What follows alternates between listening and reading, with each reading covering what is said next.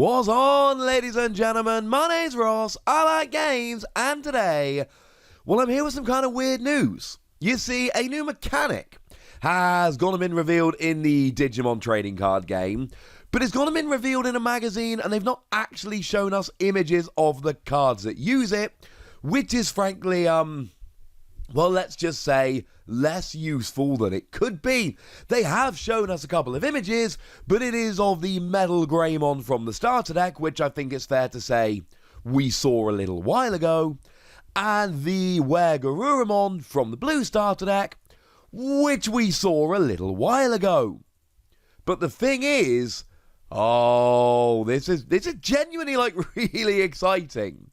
You see, they're introducing level 5s that can digivolve from level 5s. Yeah. We are getting Altarius mode and Sagittarius mode. I believe this is Metal Greymon Altarius mode and Garurumon Sagittarius mode. Okay, that is the right way round. We're good. Oh, images of the Digimon from digimon.fandom.com. Great website for researching Digimon. Big fan of that website. At least since I started getting into Digimon. So essentially what we've got are level 5s that can evolve either from a level 4 or from a level 5. Now, it's a bit upsetting that we don't actually have images of the cards here. It means we don't have the stats. And that's a little bit upsetting to me, because I want to know if these are going to be more expensive to play normally, more powerful, more expensive to digivolve. I mean, if we put, take Garurumon, right? In the starter deck, it naturally digivolves into Metal Garurumon. So it's more expensive to digivolve, although it is worth noting a lot of level 3s can actually digivolve for a free cost, 1, 2, 3, so, as in not 0. So it's not always more expensive, and it's more expensive to play normally, but it also gets a sizable bump in power. So what's going to happen here? Is it going to be kind of an alternate level 6, an alternate level 5, or is it going to be a bit more of a middle step? Now, a middle step, we'd be looking at kind of a 9 cost to play normally, 9,000 power, with probably still free to digivolve normally, because otherwise you could have a 4 to digivolve, but then you might digivolve into a free cost level 6, and that would be weird. The thing is, as far as we're aware, these are still going to be level 5s. So you're still going to be able to digivolve from these into a level 6. So if they make them on a level with level 6s, well, that's going to be a little bit awkward in terms of why would you really want to then digivolve up into a level 6, although they do have inheritable skills, more on that in a moment. And then if they're equivalent to level 5s, then all you're really getting is an extra evolution stage. Now, an extra evolution stage does mean more Digivolution skills, more inheritable skills, which is good, but it also means a longer route up to your level 6. So, on the one hand, you need to give it some kind of a bump to make it worth having a second level 5, and on the other hand, you can't give it too much of a bump or it ends up being a level 6. I would imagine it would be a level 5 with roughly the same cost, but a bit of a power bump, so I'm guessing they're going to be up kind of like 9,000 power. The honest answer is, we don't know. We have absolutely no idea. We've got a page from a magazine or a poster or something along those lines, which is giving us this information, but that's about the best we have. The thing is, there are going to be little things that this brings in, so I'm probably going to miss a whole bunch of little things here. But one thing that occurred to me is Greymon. Greymon gets security attack +1 for every 2 Digivolution sources. So of course here you need to go level 2, level 3, level 4, level 5. You've got 4 Digivolution sources. Now that you're Greymon, you've got 4 Digivolution sources. You get security attack +2. Here, you can go level 3, level 4, level 5, level 5, level 6, and then you haven't had to use a Digi-Egg, but you've still got the security attack +2. There are going to be weird little things like this. I mean, Digiburst is another fairly obvious one here. Digiburst tells you to discard X number of your evolution sources to activate a particular skill. So clearly it's going to be an advantage, and the more Digivolution sources you can have, the easier or more often you're going to be able to activate that Digiburst skill. So weird things like that are going to creep in with this new mechanic. As it stands, the only ones confirmed are Metal Greymon Arterius mode and Wergaruramon Sagittarius mode. I think it's fair to assume there will be more in the future.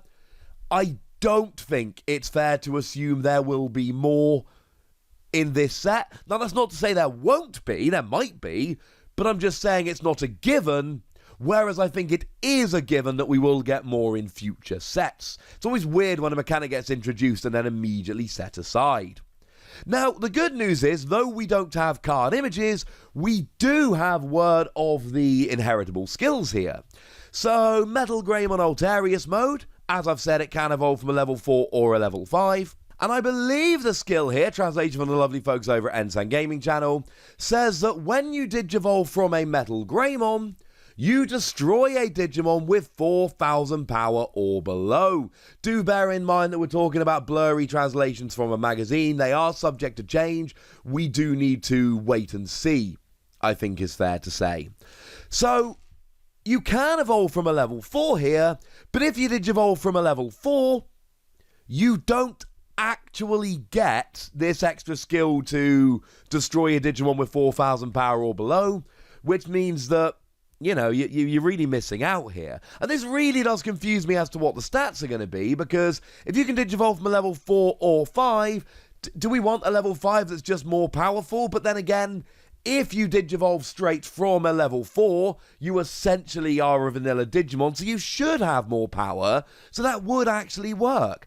Either you Digivolve from a level 5, you get this skill, and you got to pay for it, or you Digivolve from a level 4, you haven't paid any more than normal, you've evolved up as you usually would, and you get a bit of a bump, but you're a vanilla Digimon, so it's fine. Honestly, it's weird here, right? It's weird. But destroying or deleting a Digimon with 4,000 power or below, that sounds like fun. It'll get the vast majority of rookies, not necessarily every single one, but the vast majority of them. So that kind of sounds like fun. So you end up with more Digivolution sources, and you get to destroy a little Digimon as you go. This sounds good. As for the Wergaruramon Sagittarius mode, again you can Digivolve from a level 4 or level 5. And if you've got Wergaruramon in your evolution sources, you gain jamming. Jamming, if you've forgotten, means that when you attack, you will not be destroyed by a security Digimon, regardless of how much power that security Digimon has. If they're more powerful than you, you still don't get destroyed. Now, this is a particularly good skill here, because if we go back to the starter deck Wergaruramon, on your turn, while your opponent has a Digimon with no Digivolution cards, you gain security attack +1. So, you Digivolve up into a second level 5, you've got probably, I don't know, like 8,000 power, something like that. You've got 2 security checks you're performing, but you're not that powerful.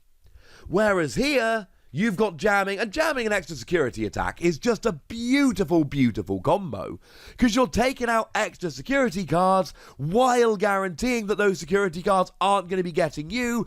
Tell me that doesn't sound wonderful. Of course it sounds wonderful. It sounds awesome. Now, the way I'm reading the translation here is that your skills are, when you've got an inheritable skill, when you've got an evolution source with Wergaruramon, you gain jamming, so presumably then when you Digivolve up, you lose it, which is a little bit sad. So I think I might have inadvertently said they have evolution skills, inheritable skills. They don't here, which is a little bit sad. But then again, I've shown you some Digimon like War Greymon that do gain advantages from having extra evolution sources.